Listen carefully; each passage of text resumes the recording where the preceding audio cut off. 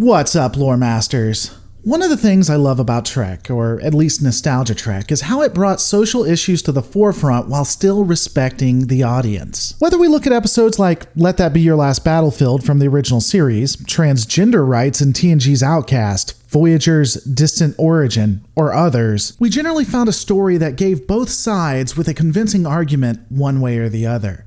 Effectively, they always respected the audience. With such a rich history like this, what always perplexes me is how people didn't see a shift in the Trek writing from what used to be to what we see in Star Trek Discovery. Star Trek went from trying to convince you with a great argument but still showing both sides to just telling you were wrong and a bad person if you believe something. A lot of people try to argue this, but it's just painfully obvious. In fact, let's take a look at one of the best examples of a good argument without insulting somebody. Let's analyze DS9's Paradise. The episode begins with the commanding officer of DS9 and its chief engineer conducting surveys to find suitable planets to colonize. Because when you're trying to do something so mundane, such as colonizing a planet, you don't want to send any science officers. You want to send your chief engineer and your captain. That's a great use of your resources. They would identify a planet that is suitable for colonization, though they'd never check to see if the area or space is owned by anyone, because that would make too much sense. It won't matter either way, though, as the planet itself would already be inhabited with humans. O'Brien isn't able to contact the colony via communications for some unknown reason. Scans show that a duonetic field is present on the planet, and it's theorized that could be causing the issue. Of course, because both O'Brien and Sisko have risen through the ranks by showing intelligent thinking, ingenuity, and forethought, both would beam down together assuming everything is fine and not planning on something going wrong. As soon as these two pinnacles of Starfleet arrive on the planet, their technology stops working, with no way to contact their runabout. Wow. Imagine my surprise. The two are quickly caught and learn that a colony transport had been on its way to another planet when it started having trouble and had to do an emergency landing on the planet. As soon as the ship landed, none of the technology worked, like what happened with O'Brien and Sisko. The crew of the transport also theorized that this had to be due to the astatine deposits in the marshes, causing the Dianetic field. Though that's put to the side as O'Brien and Sisko are welcomed by the community and its leader, Alexis. The people of the community appear extremely interested in the outside world, but Alexis would shut the discussions down pretty quickly. What are women's fashions like back home now? Chief, you're the married one. Well, Keiko, my wife, she's been replicating longer dresses lately. Oh no. That means I'll have to alter everything I own. Well, that may just be the Bajoran style she sees on Deep Space Nine.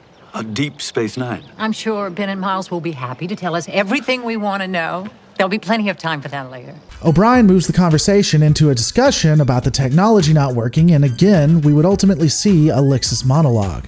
After all, the human body is a powerful tool.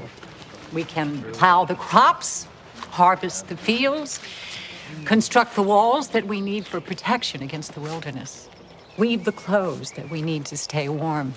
In a way, we've rediscovered what man is capable of without technology. It hasn't been easy. We've had some bitter winters, and we've lost some dear friends. But we're very proud of what we've accomplished here. You have every right to be. An important note here, Sisko completely agrees with what she is saying. This is one of the things I love about DS9. Even though there are some red flags in her monologue, it could go either way. There's no reason to be concerned just yet with what has been presented. When asked if she will be leaving, Alexis even seems open to the idea. Are we all going to leave when the others come to rescue them? That's something each of us is going to have to think about, isn't it?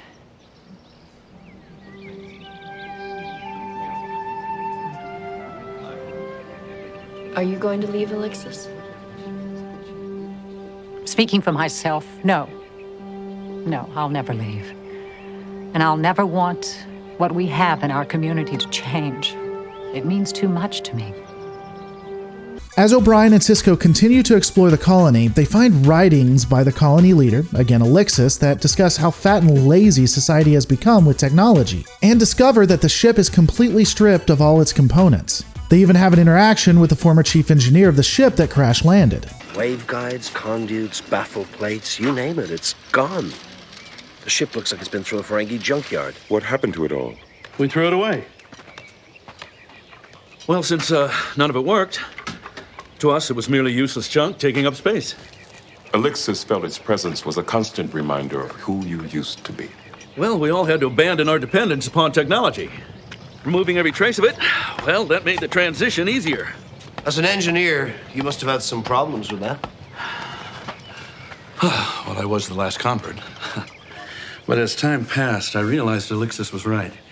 She was helping us discover a new philosophy of life together. Because we needed one to survive. And I'll tell you, every one of us is better for it. We are more committed to each other. We are truly a part of each other's lives. We've renewed a sense of community that man left behind centuries ago. Joseph, Meg's fever's getting worse. Have you found anything in the forest like the Sleeger fungi? We've searched everywhere for the right fungus or root that would draw out the infection. If it keeps spreading, she'll die before the rescue team finds us.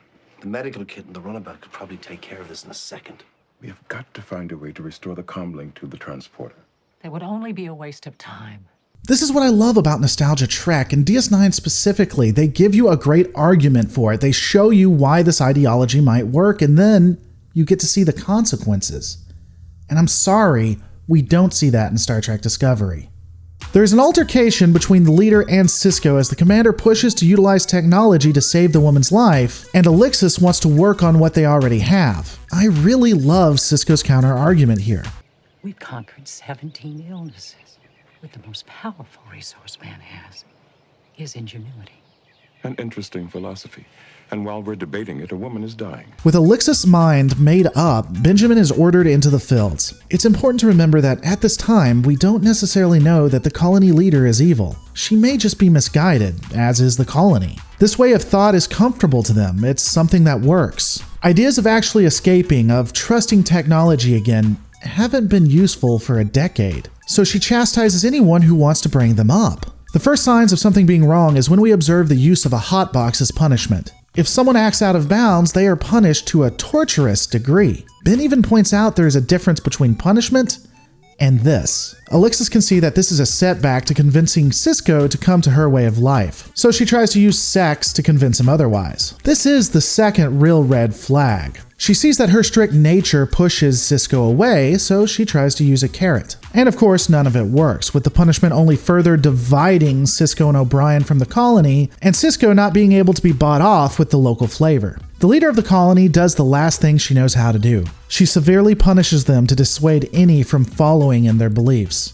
O'Brien is charged with the crime of wasting time trying to contact the runabout. I love how they include a scene with one of the colonists having an issue with what they're doing. All of us have welcomed our new arrivals with open arms, but they continue to reject us.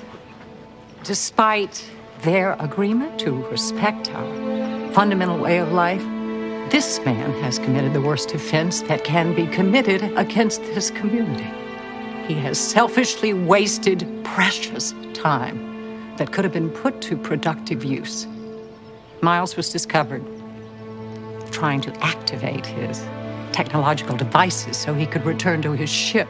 Well, Alexis, I'm sure he only wanted to get to the medical equipment which might have saved Meg's life. Thank you, Joseph. I knew you would feel that way, and I'm glad you said it, so that all of us could see the true danger these two represent. Our very own Joseph defending what he knows is wrong. He knows that if we had spent our energy all these years trying to escape, we'd all be dead today. This is good. This is a test of our convictions, and we will survive. Effectively, the leader tells them not to think against what they know is right, not to question the rules. Phew, thank God that in the real world, we're not told to hear things and then just accept them because someone said it. We don't blindly believe all of this stuff. Do you get the joke? As punishment, Sisko would be placed into the hotbox, and this would inspire O'Brien to finally figure out what was causing their tech not to work. After discussing that it was Alexis the entire time, she's exposed before the community. And here's another part where I think Trek did ideology extremely well. Even though Alexis was in the wrong, we see the argument from both sides. We do see she was right in some instances. The people were able to come together, be more than the sum of their parts, and create a community without technology.